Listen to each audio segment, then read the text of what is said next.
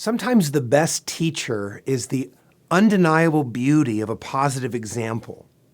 Psalm 131 is predominantly autobiographical. Until the last phrase, David isn't telling us to do anything. He's simply describing his state of contentment. But his description resonates with us. It's like studying a beautiful landscape painting and feeling drawn to be in that place. Usually, we live somewhere else, somewhere different than what David is describing. In a fallen world, we default to discontentment. We feel entitled. We resent inequality. We can go mad wanting to be something that we aren't.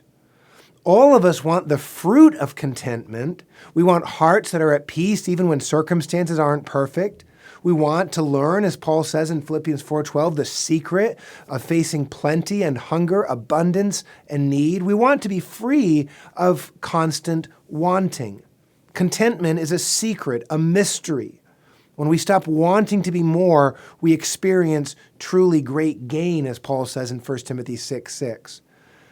So we want to experience what David's experiencing in his description in Psalm 131, but we don't necessarily want the disciplines that lead to contentment. David hints at the work that changed him. He compares his progress to the weaning process. Milk is right for babies. It's reasonable for them to want it often, but it would be absurd for a grown person to nurse. A weaned child becomes accustomed to food other than what he has known from birth. What was once an insatiable craving no longer controls. David did that. His emphasis in Psalm 131 isn't on food, though we need disciplined diets too. His concern is that we learn to think less of ourselves. We must not think of ourselves more highly than we ought, as Paul says in Romans 12, but we should think with sober judgment, each according to the measure of faith that God has assigned. And that's the key to contentment, truly living by faith. David put it this way in the last verse of Psalm 131, O Israel, hope in the Lord from this time forth and forevermore. Contentment is about pursuing the best treasure.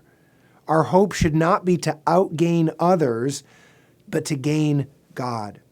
For now, possessing God remains a hope grounded in unfailing promises. The faithful learn to desire God before everything else and are never disappointed. Let's listen to Psalm 131.